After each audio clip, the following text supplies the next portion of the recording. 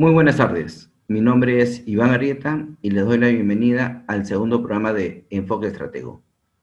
En esta oportunidad he preparado una serie de reportes que espero contribuyan a brindar un diagnóstico más claro de la situación de la crisis en la que nos encontramos. El primer reporte que les voy a mostrar es sobre la evolución de los casos activos. Voy a comparar los casos activos del 31 de agosto con los del 15 de septiembre. Muy bien, al 31 de agosto decíamos en el primer programa de Enfoque Estratego que había algunos días en que había caído el indicador de casos activos. El pico había sido el 23 de agosto con 167,000 casos activos, pero que eran muy pocos días hasta fin de mes para saber si ya era una tendencia. 15 días después sí podemos decir que hay una tendencia. El pico fue el 23 de agosto con 167,000 y ahora estamos en 126,000, es decir, 40,000 casos activos menos.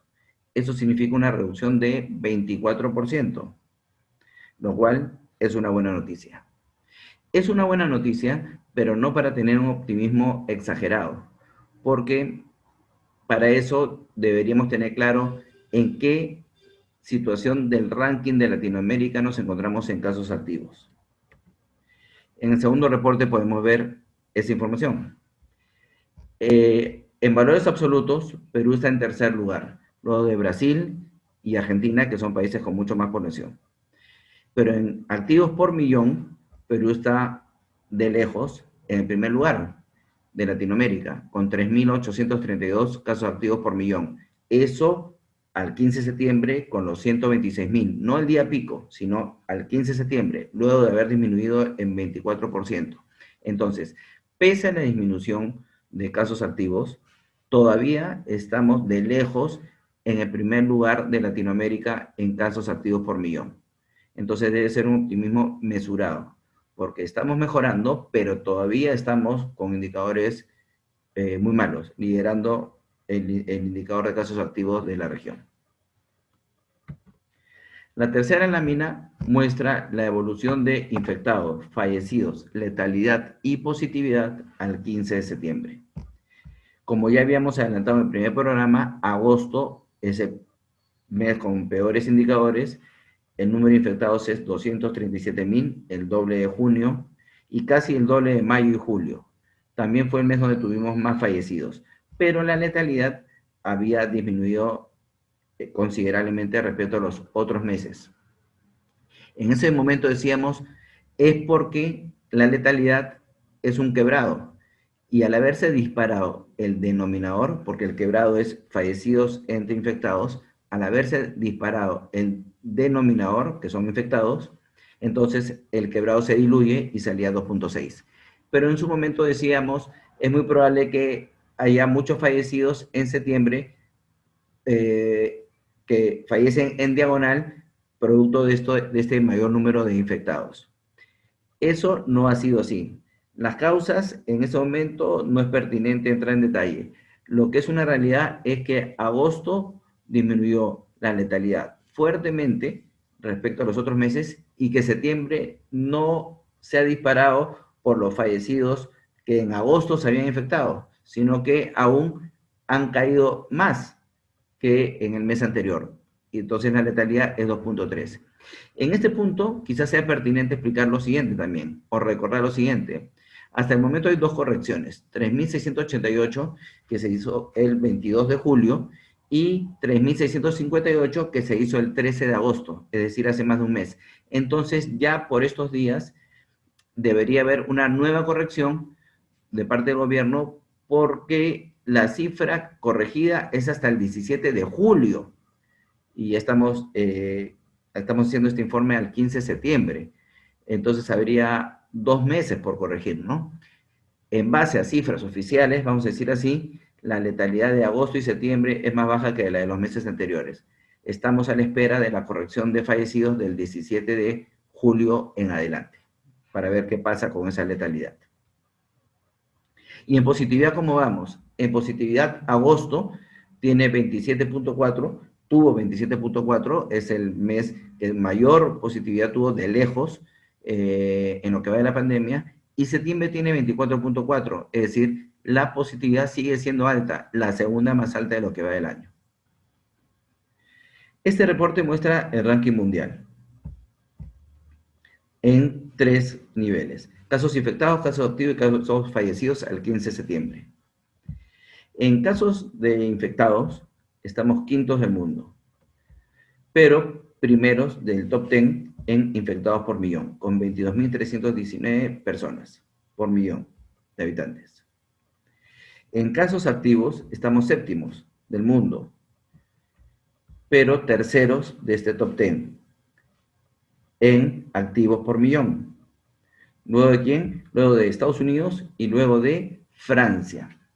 El caso de Francia, hay que ponerle mucho hincapié a este tema, porque Francia en 15 días ha subido de 164.000 a 274.000 casos activos, es decir, 67%. O sea, la segunda ola puede ser así de agresiva. Entonces es muy importante que la población no se descuide, porque una segunda ola puede ser terrible y puede ser más agresiva aún que la primera. Estamos terceros del mundo en casos activos por millón. Y en casos fallecidos estábamos novenos en el anterior ranking, ahora estamos octavos y seguimos primeros del mundo en fallecidos por millón, pese a que ha disminuido la letalidad. Por lo tanto, este tema de que la letalidad ha disminuido no es para tener optimismo desbordante, ¿no? Porque seguimos liderando el ranking mundial de fallecidos por millón, a pesar de que ha disminuido la velocidad de crecimiento de los fallecidos.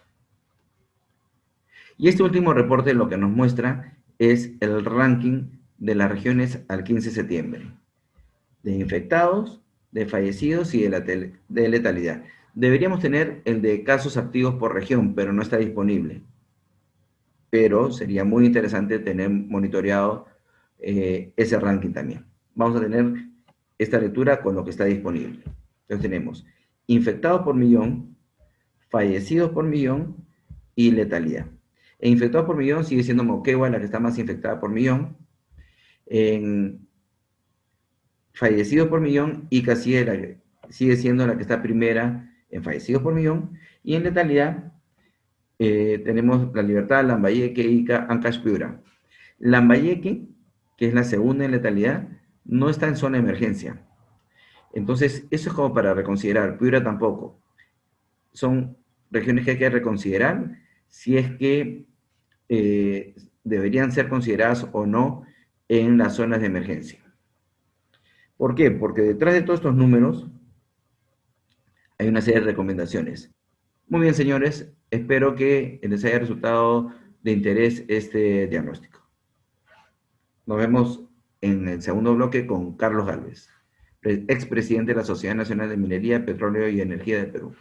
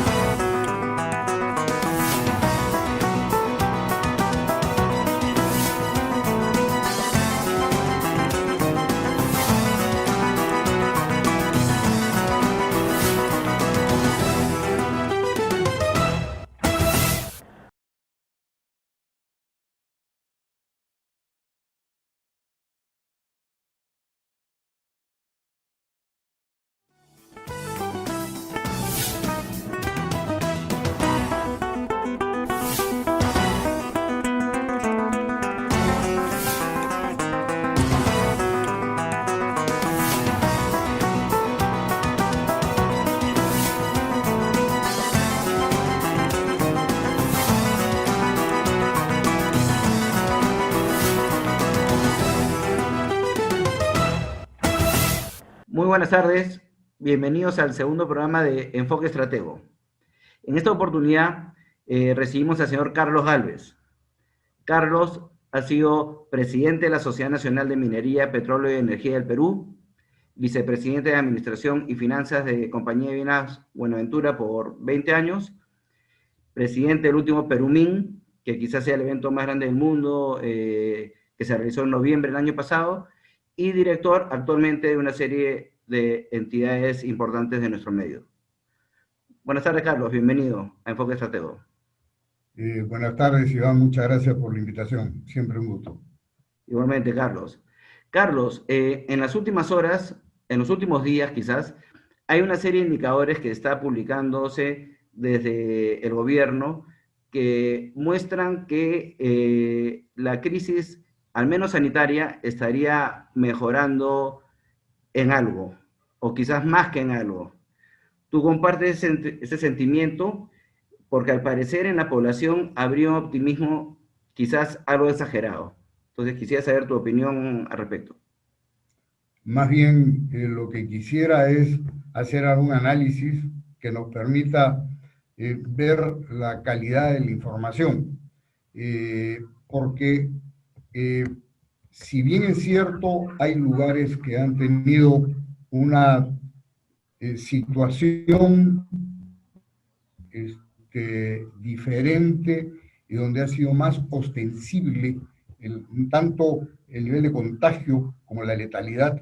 Esto es poblaciones descentralizadas que cuentan con menos facilidades sanitarias y hospitalarias, menos personal médico y menos apoyo, y por lo tanto en esos casos ha habido casos dramáticos a los que después de más de 4 meses, si no algo más, recién se les ha podido poner, por ejemplo, una planta de oxígeno. Distinto es el caso de Lima, donde está el mayor porcentaje de la población, donde hay una distribución de niveles socioeconómicos más amplia, y en ella se ha podido observar que también ha habido una gradualidad en el nivel de contagio de esa población de menores recursos, sobre todo en aquella población que no tiene capacidad de ahorro, que no puede hacer trabajo remoto y que tiene que circular, sobre todo en el transporte público, con todos los inconvenientes de riesgo de contagio que eso significa. Aquí además contamos con un sinnúmero de hospitales, con todos los defectos que uno les pueda poner, pero un número importante de hospitales, y además se puso a disposición lo que son las torres de los Panamericanos, que también sirvieron para amortiguar este Intermedios. movimiento. Y por lo tanto, no fue tan ostensible el impacto visual de ese crecimiento del contagio. En Lima. Dicho eso, también es cierto que ha habido un manejo, y por eso es que no confío tanto en los números, un manejo del reporte de contagios. Tanto que hasta el día de hoy, ayer o antes de ayer, qué sé yo, reportan 1.000 y algo de contagiados, pero una regularización de 3 o 4.000 o 5.000 del pasado. Y esto viene ocurriendo día tras día desde hace varias semanas. Y entonces, creo que aquí puede haber una combinación. Un efecto de inmunidad de rebaño de esas poblaciones más empobrecidas y que ya se han visto expuestas durante estos ya 6 meses de la epidemia. Y por otro lado, el efecto numérico del reporte, ¿no?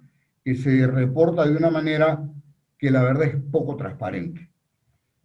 Todo esto sin dejar de lado que hemos estado durante todo este tiempo, y no sé por qué razón, manejando esta información sobre la base de pruebas rápidas, serológicas, y no sobre la base de pruebas moleculares, que son binarias y que te dicen a ciencia cierta si tienes o no el contagio. Estamos con la amenaza, pero aún no comenzamos a hacer las pruebas moleculares de forma masiva. Y entonces, ya te digo, los números me dicen poco. Por lo menos, si son para fines de comprensión genuina del problema y diseño de una estrategia, para mí no sirven. Si son para fines publicitarios, puede ser. Entonces, después de tu análisis, sí podríamos retomar la pregunta. Entonces, tú no estarías tan optimista como el peruano promedio oyente de esas noticias oficiales, digamos. Yo no estaría tan optimista. Sí me trae un cierto confort el hecho que se pueda percibir esta inmunidad de rebaño en esas poblaciones más pobres. Sin embargo, creo que va a haber, como ha ocurrido en todos los países del mundo, un rebote. Y no podemos estar desatentos a ese rebote porque las poblaciones que hasta el día de hoy han estado libres no necesariamente van a estar libres. ¿Va a caer el nivel de letalidad? Sí, porque probablemente quienes se van a contagiar en esa siguiente etapa, en ese siguiente rebote, son aquellos que tienen más posibilidades de cuidado en la etapa preliminar, una reacción temprana con algún tipo de tratamiento, aunque no necesariamente hay un tratamiento certificado al 100%, o que va a tener posibilidades de ser atendido en su casa, de tener oxígeno si es necesario, pero que no necesariamente va a llegar a mayores, salvo que exista, salvo que sea una población con morbilidad que pudiera estar mucho más expuesta. Dicho eso, lo que toca es manejar un plan. Entonces, ¿cómo hacer para justamente evitar lo que decías que era el efecto rebote que ya se ha dado en algunos países en Europa, ¿no? En Francia, etcétera, se está dando el efecto rebote en este momento. ¿Cómo haríamos para que en base al management estratégico, probablemente, ¿no es cierto?, tengamos una tendencia ya decreciente en forma sostenida? Bueno, el primer paso, y nunca es tarde para empezar, es transparentar la información. Transparentar la información significa tener un conocimiento cabal de la serie histórica, de qué cosa fue lo que ocurrió y qué población es la que en estos momentos intuimos ya tiene contagio. Por otro lado, identificado eso, debemos de empezar a trabajar con las pruebas moleculares. Claro, yo entiendo que si se van a demorar más de una semana para darle a unos resultados de pruebas moleculares, eso no te sirve. Pero existen pruebas moleculares rápidas que te dan la respuesta en menos de 2 horas y con un costo mucho menor, y lo tenemos acá. Y entonces, ese es un elemento fundamental para poder no solamente hacer una clara clasificación de contagiados o no, sino que además se permita, además ya sobre información, de si uno tuvo o no tuvo la enfermedad, ¿no es cierto? Aquellos que declaren que no la han tenido, se les hace una prueba molecular rápida y entonces se verifica qué cosa es lo que pasó. Porque recién a partir de ese momento es que se va a poder diseñar una estrategia. La estrategia del cerco sanitario funciona así, pues, cuando uno tiene una población en etapa de esta enfermedad en etapa temprana. Entonces ahí uno identifica a los contagiados y hace el seguimiento de aquellos que tuvieron contacto con él y separa para que quede en cuarentena los realmente enfermos. En realidad, en la antigüedad, la cuarentena comenzó así, confinando a los enfermos y no confinando a los sanos, como estamos haciendo raramente en el siglo XXI. Pero en fin, dicho eso, allí lo que tendríamos también es que hacer ya un seguimiento más organizado, o sea, identificación temprana por un triaje, por estas pruebas moleculares rápidas, y si tiene algún contagio, entonces inmediatamente comenzar un tratamiento temprano, sobre todo en las poblaciones más vulnerables. Lo que tenemos que tener mucho cuidado es cómo se maneja la apertura de la etapa 4, porque esa etapa 4 es la que trae como consecuencia la admisión de turistas, que yo no creo que en principio vayan a venir muchos. Sin embargo, nosotros debemos de ser muy cuidadosos con las exigencias de aquellos viajeros que vayan a venir del exterior y que deben de contar con sus certificados y hacerles pruebas moleculares rápidas a su ingreso al país, porque esa será la única manera de poder identificar. De acuerdo, Carlos. Muy bien. Bueno, entonces creo que podríamos resumir esta entrevista diciendo que tu punto de vista es que si bien los números han mejorado, habría que tener un optimismo moderado en los mismos, ¿no? Para ir viendo las próximas semanas cómo se van dando los resultados. Pero para que estos sean sostenibles y no haya un rebrote con la reactivación de la economía, que se ve venir la fase 4 en las próximas 2 semanas, debería el gobierno hacer algo más, ¿no? Y el enfoque debería ser desde el punto de vista de el monitoreo de la etapa temprana en la enfermedad, obviamente también fortaleciendo la parte sanitaria, pero poniéndole énfasis justamente en esa etapa por el efecto multiplicador que uno evita. Eso creo que podría resumir esta interesante entrevista que hemos tenido el día de hoy. Y tu enfoque lo valoro bastante. Yo conozco el nivel de profesional que tienes, así que estoy seguro que es una receta que va a aportar a los tomadores de decisiones el día de hoy. Y a la población también, para que no se confíe en un optimismo desmesurado cuando todavía estamos en el problema. Listo. Muy bien, Carlos. Te agradezco el haberme acompañado esta tarde e invitar a nuestros televidentes a nuestro tercer programa, donde nos va a acompañar la señorita Zoraima Cuello, de República Dominicana. Ella ha sido hasta hace unas semanas la viceministra de la Presidencia y encargada del Consejo Nacional de Competitividad de su país. Estoy seguro que también será un programa igual de interesante que este. Muy bien, Carlos, muchas gracias. Hasta pronto. Muchas gracias a ti. Gracias a todos. Hasta pronto. Hasta Gracias. pronto. Nos vemos.